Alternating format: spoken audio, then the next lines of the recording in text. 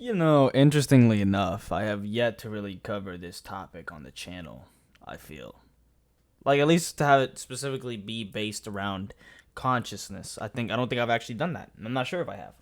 And what better way to do that than with Kurzgesagt, Kur, Kurzgesagt, no, Kurzgesagt, right? Kurzgesagt. So you say that. I don't know. I don't actually fucking Richard the fuck out of that. In a nutshell, right? I call him in a nutshell. That's pretty much everybody calls him. I actually am getting more to watch the channel, the Spanish version of the channel.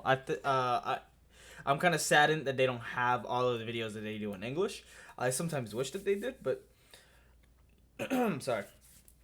I understand that, to put out this type of quality content, you need a lot of views. You need a lot of money going into this, right? You need money to be able to produce such high quality content. I mean, if you don't know, in a nutshell, I mean, what the fuck are you doing with your life? There's no way you don't. Look how big this channel is. They're one of the best. They're probably the best at what they do around here. I mean, who's beating them? Like, how do you not know this channel? This channel's so good. I love the animations that they always do. I love the stuff that they talk about. I mean, it's just real good knowledge. It's just real good, wonder about the world. It's beautiful. I love a lot of the shit that they talk about. I love how they talk about, some of my favorites have been egoistic altruism. Very good video. Just anything about like people, they do this with nihilistic optimism, some shit like that. That's what they call their philosophy around these videos, and I think it's a very beautiful thing. But without further ado, man, let's just leave a like. Let's not talk too much, okay? 14 million views. Very good video. Hopefully you guys will learn something new, right now. Hopefully you guys, you will enjoy watching this with me. Let's go. Let's just sit back. Let's learn about the origin of consciousness. If we know what it is. I mean, we don't really understand consciousness that much, so let's see how they say it. Consciousness is perhaps the biggest riddle in nature. Stripped to its core meaning, consciousness is what allows us to be aware both of our surroundings and of our own inner state. But thinking about consciousness has this habit of taking us round in circles. Could it have been natural? Could it have been that we just evolved to have such awareness of our surroundings that a natural sort of effect of that, a natural sort of what's the word for it? Like a natural effect, I want to say. It's probably the best word I can think of right now, but a natural cause of that might be the fact that you can be aware of yourself. It might have been just something that came about just because we were so aware. We were just so aware of our surroundings that maybe it just happened as possibly an accident. Maybe it just happened as an extra thing. I'm pretty sure it is a necessity for it in some ways, where maybe we can see how a natural system through natural selection might have that come about. But it's very complicated stuff here. It's very complicated. We all intuitively know what consciousness is. It's this. It's what you're experiencing here, right now. But once we try to pinpoint just what exactly it is, it leaves us. I always thought I was like the most conscious, most self-aware motherfucker on the planet, bro. I always thought so. Because all I could ever do was be self-aware. I was always self-aware of the shit. And that's why I'm such a curious person a lot of the times. Because I always question. I was always like looking out into the shit and questioning. And I'm like, what the fuck? I'm alive in this? Sometimes I will sit there on my table, look at my hands, and I will move them. I will move my pinky, and I'm like, I can move this? How am I moving this? Why am I moving this? How can I do that? I can't even necessarily feel the neurons and the shit that's being activated in my brain that's causing that to move. I could just tell it to move and it's gonna move. But it's like, I'm really in this motherfucker, right? That's the thing that I've always thought about sometimes. I will look in the mirror and I'll be like, I'm in this motherfucker. And it's like, I'm self-aware. I always thought I was the most self-aware person ever. Turns out, there's a lot of motherfuckers that have, they feel the same way that I do. Us grasping at thin air. And not just us. Philosophers and scientists struggle to define consciousness. Different schools and ideas compete with one another, but no one has come close to figuring it out. It's unsettling to realize that we don't understand what makes us aware of ourselves and the world. In this fuzzy area, consciousness and intelligence are also related, although they are not the same. We'll talk in greater depth about theories of consciousness and intelligence in other videos. Like much of what makes us human, our consciousness is likely to have evolved from less complex forms as a product of evolution by natural selection. Yes, individual things coming together to make up something, build a system that is greater than the sum of its parts, right? That rising complexity, that is the reason for pretty much any life ever. It's just rising complexity. Things, open systems, whatever you want to call them, these systems that somehow come almost alive. They want to stay here in the alive realm. They want to stay here in the realm of the living, and therefore they will do a lot of stuff to avoid going back into the more boring, dead stuff. Even at the most fundamental life, the most, is tiniest, most minute amount of life. The cells and stuff like that.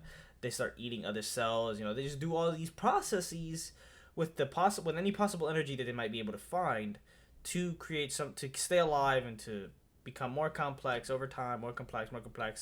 All of a sudden, here we are. Likelihood is, but we don't actually figure it out yet. But likelihood is, it just emerged as rising complexity. Rising complexity in our brains must have somehow caused us to become self-aware. That's what I think. Could be fucking wrong, but that's what I think. It has probably emerged from an immense several hundred million year sequence of countless microsteps that together make up a sort of gradient of consciousness. What was the first step on this path from the non-conscious to the basic consciousness that ultimately led to the convoluted consciousness we humans enjoy today?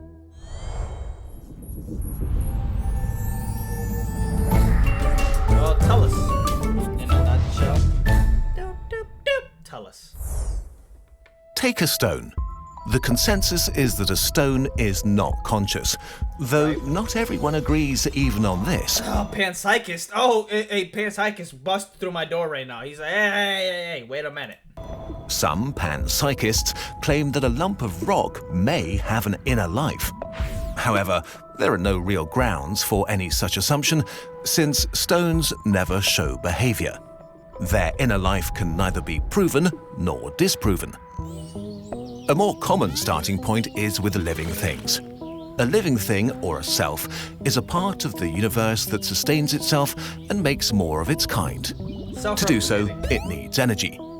Yes. And this is where an awareness of the world comes in handy. The original function of consciousness was probably to direct a mobile self that was short of energy to a fresh supply of food.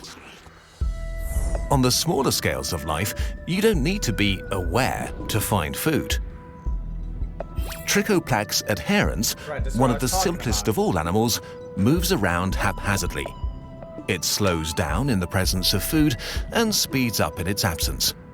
This is highly effective. Speeds and up makes doing what? Going in circles? Going in a specific direction? I mean, can it sense it in it? Does it have sensors for it in some way? Or does it just kind of hope to randomly run into it? Tiny creatures spend more time where there is food than where there is not.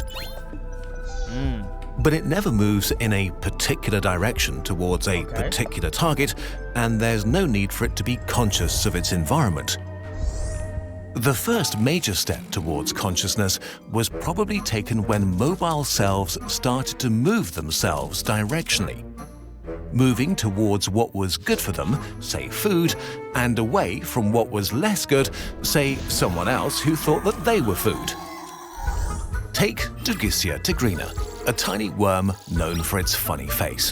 Funny face. Sometimes the worm is hungry, and sometimes the worm known for Dugicia? Hold on, let's actually go look at it. Does it actually have a funny face? Dugicia tigrina.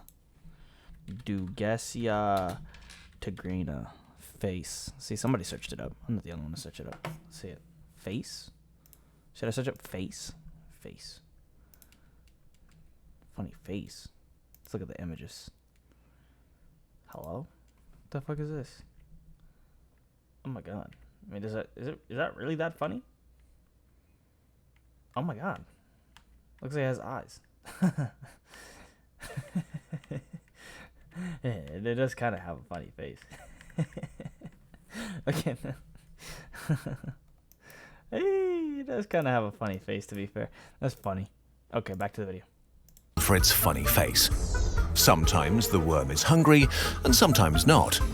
This means that when it moves, the worm self is not simply producing an automatic response to an external stimulus, but that its actions depend upon its inner physiological state, whether it's hungry or sated.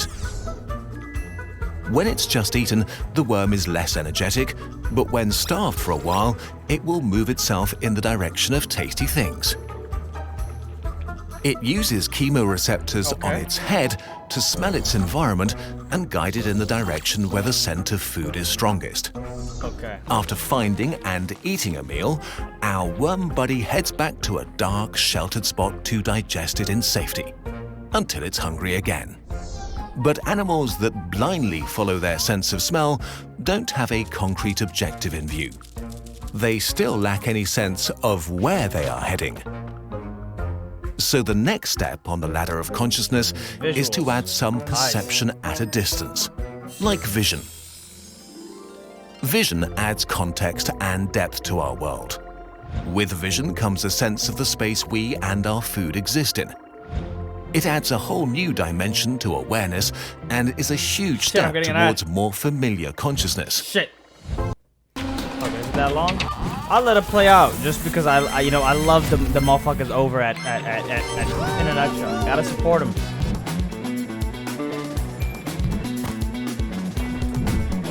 What game is this? Blancos.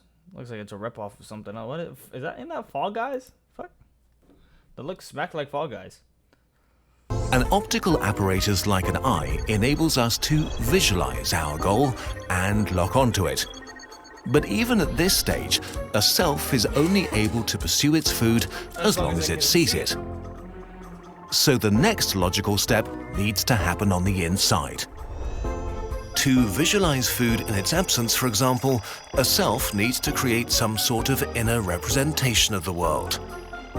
Now an animal can continue looking for food even when it escapes its sensory range. Because of this inner representation of what is relevant in the world, it can remain focused on its food and its desire to get it. Our self now exists in a world it can get familiar with. So it seems the sort of sensors of smelling-ish are what would probably come first. Would hearing? Or without our hearing? Is this like very linear? Is this a linear understanding of like what came about? Or is like I didn't get anything on hearing. I don't know where hearing comes. Does hearing come in after this, or does it come in before this? But basically, memory. Okay, so memory is necessary just to know exactly where your target might have possibly went, in case you can't see them anymore with any type of, I don't know, smell, with any type of visual. Maybe you can't even hear them. So memory would be important there to paint like your own internal. It's almost like it's internal dialogue in a way, but it's like, painting your own picture of the world. So then you to try to maintain a coherent picture, you're gonna go and maybe construct your own image of it, and use memory to do that. Maybe something like that, right? Something. The ability to remember things has emerged. Thanks to memory, animals can be distracted from a pursuit for a few seconds, but quickly continue their path afterwards. A related phenomenon is called object permanence. This describes our awareness that things continue to exist even when we can't see them. This cognitive skill is enjoyed by some mammals and birds, and perhaps other animals too. Human babies tend to develop this ability around the time they turn 8 months, while baby chickens show this ability within a day or two of being born. The capacity to remember a thing in its absence suggests at least a basic sense of time. A sense of time is a big step on the ladder of consciousness. It may also enable a self to look forward from the present moment and anticipate the future. Adult chickens, for example, are able to resist a meal put in front of them if they expect to receive a bigger meal as a prize for holding back for a while. This sort of delayed gratification means there is an ability. Sometimes you can't tell me an animal is that smart. Like sometimes you need to believe that they're so stupid. Because I mean, in a way, yeah, chickens are pretty stupid. Like in the way that we think of it, right? Not to offend them. It's not. I'm not trying to offend the chicken. I love chicken. Chickens are amazing. They're awesome. They're great. Everybody loves chickens. We're so happy that they're here. It's just kind of sad that it's because we have to fucking eat them. It's so sad. It's so sad that is our reality. I have to eat things to survive. I can't not eat things. And it kind of sucks sometimes. It is kind of sad. It is horrible that that's the case.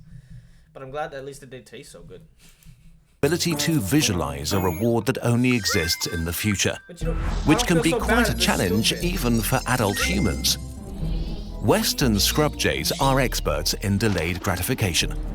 They show an even more elaborate sense of the future when they hide food in a cache to retrieve it at a later date. The scrub jays will Damn, bro, we need to learn from them. Motherfuckers nowadays need to learn from these motherfuckers. They do not know how to delay gratification at all. even re-hide their food if they become aware that a potential thief has been watching them. This means that they know that there are other hungry selves out there who are aware and see the world from their own different perspective. Crafty scrub jays can sort of read the mind of their fellow birds.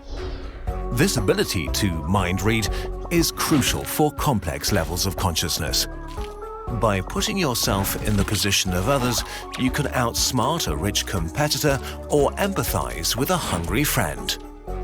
Language takes the ability to read minds and represent what is absent to a whole new level. Words enable us to construct hypotheses about the world, make detailed plans, and to communicate them with others. Words enable us to think about ourselves and our place in the universe, and even about our own consciousness, which is something we'll be It's doing. just so not fair that we're smaller than that mammoth and we really get to kill it. Just because it's dumber than us? How is that fair? How is that fair? There's no fairness in this fucking natural selection shit. How is that fair that just because he doesn't get the quality of being smart that like us, he didn't choose that, man. That animal did not choose to not be as smart as us. It's just the way the cookie crumbles, man. More in future videos.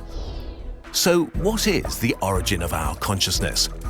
It probably began as the directed motion of a hungry self towards a source of food, with the survival benefits this gave it over competitors that moved at random or not at all. It probably all started with the urge for more food. So even with the More sophisticated energy, the way that you should say it. More energy.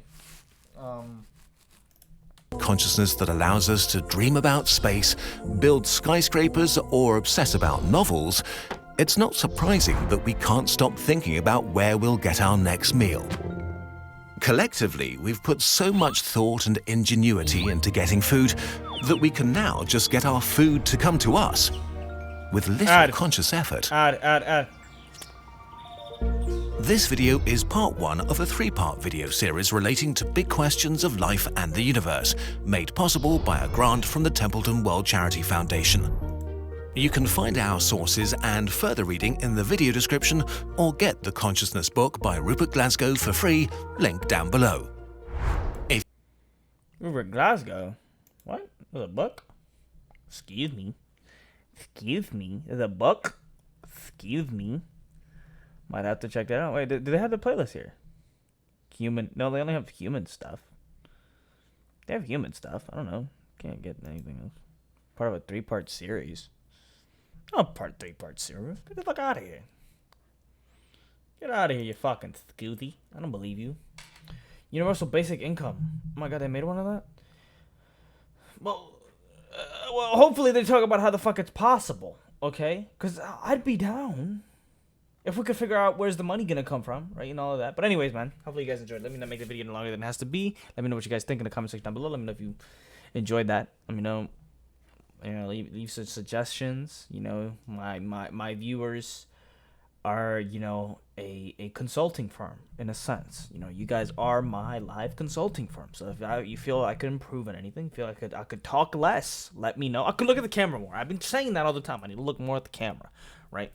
I could look at the camera more. That's something that I already know. I already know that.